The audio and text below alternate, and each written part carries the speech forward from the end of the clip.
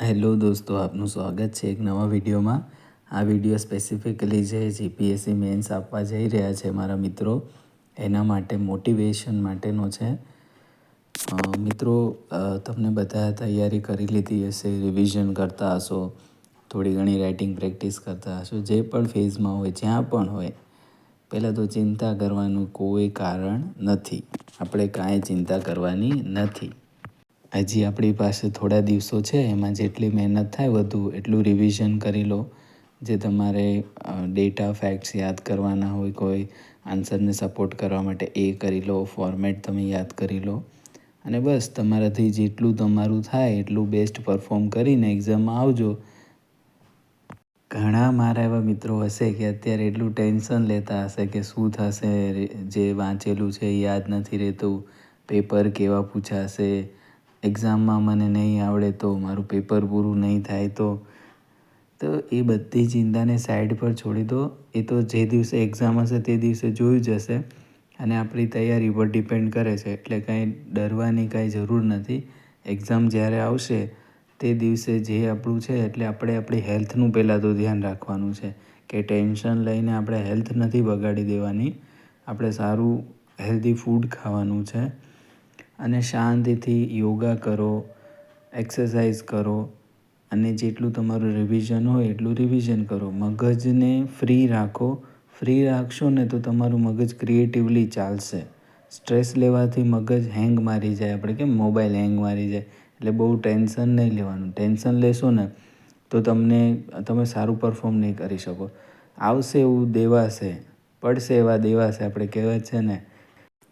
ઘણાને એવું થતું હશે એન્ઝાયટીમાં ને સ્ટ્રેસમાં કે વાંચવાનું મૂડ નહીં થતું હોય, રાત્રે ઊંઘ નહીં આવતી હોય, તો મિત્રો તમારે છે ને ઊંઘ પૂરતી લેવાની છે. એવું ટ્રાય કરો કે આજે આપણે 10-15 દિવસ છે તો તમે જો રાતે વાંચતા હોય, બહુ રાતે મોડા સુધી, અને સવારે લેટ ઉઠતા હોય, તો તમારે છે ને વહેલા સૂવાનો ટ્રાય કરવાનો. કેમ કે જો તમે આરામ કરેલો હશે ને તો તમને બધું વાંચેલું યાદ પણ આવશે, તમારી સ્પીડ પણ વધશે. કેમ કે તમારે પેપરમાં જઈને લખવાનું છે, એટલે એના માટે તમારું માઇન્ડ ફ્રેશ હોવું ખૂબ જરૂરી છે. ઊંઘ પૂરતી લેવાની છે. એટલે અત્યારથી જ એનું પ્રેક્ટિસ સ્ટાર્ટ કરો. ઊંઘ લેવાની એ પ્રેક્ટિસ કરવી પડશે. કેમ કે તમને ઊંઘ જ નહીં આવે.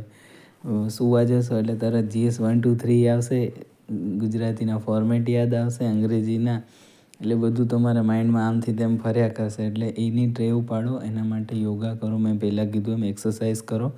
નકરું વાંચ નથી કરવાનું. આપણે થોડો ટાઈમ એક્સરસાઇઝ માટે પણ આપો. વોક કરવા જાઓ, યોગા કરો. જ્યારે પણ ફ્રી પડો ને યુટ્યુબ ને એવું કંઈ ચાલુ કરો ને, ત્યારે લક્ષ્ય મૂવીનું જે સોંગ છે ને, પાએગા તેરા લક્ષ્ય વાળું, એ વારંવાર તમે સાંભળશો ને તો તમને અંદરથી મોટિવેશન આવશે.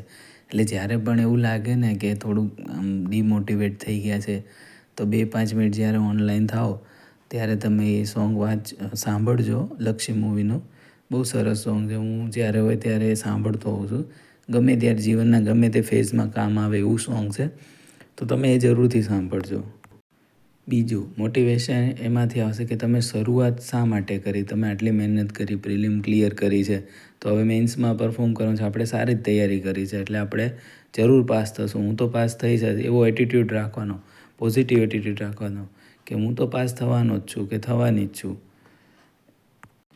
હજી સુધી તમે પાસ્ટ જીપીએસસીના મેન્સના પેપર ના જોયા હોય તો ફરી એકવાર તમે જોઈ લેજો. એટલે તમને આઈડિયા આવશે કે ક્વેશ્ચન ક્યાંથી પૂછાય છે, કેવા પૂછાય છે, અને એની પ્રેક્ટિસ કરીને જશો ને એટલે કોન્ફિડન્સ આપોઆપ વધી જશે. એટલે એ તો જરૂર કરી નાખજો તમે. મિત્રો, અંતે હું એક વાત કહીશ. જે ડેસ્ટિનીમાં લખ્યું હશે ને, ભાગ્યમાં, એ થવાનું છે. આપણને ક્યાં ખબર હતી કે ઇન્ડિયાની ટીમ ફાઇનલમાં પહોંચી ગઈ હતી, ક્રિકેટ ટીમ, અને ફાઇનલમાં આપણે નહીં જીતી શકીએ. તો એનો મતલબ એવો તો નહોતો કે ઇન્ડિયાની ટીમે પ્રેક્ટિસ જ ન કરી હોય, કે એમને ટ્રાય જ ના કર્યો હોય. મિત્રો, આપણે ટ્રાય કરવાનું આપણા હાથમાં છે. રિઝલ્ટ શું આવશે એ આપણા હાથમાં નથી, એ તો ઉપરવાળાના હાથમાં છે. એટલે તમે તમારું બેસ્ટ આપો, ટ્રાય કરો અને એક્ઝામ કોન્ફિડન્સથી આપવા જાઓ. કોન્ફિડન્સ તમારામાં એવો જોઈએ કે કોઈ પણ પ્રશ્ન આવશે ને એનો જવાબ આપવા માટે તમે રેડી હોવા જોઈએ. આપની 5 મિનિટ ફાળવી એના બદલે આભાર. હજી ચેનલને સબસ્ક્રાઈબ ના કરી તો કરી દો. તમારા ફ્રેન્ડ ફેમિલી મેમ્બરમાં એને શેર જરૂર કરજો. કંઈ ક્વેરી હોય તો કોમેન્ટમાં લખી દેજો.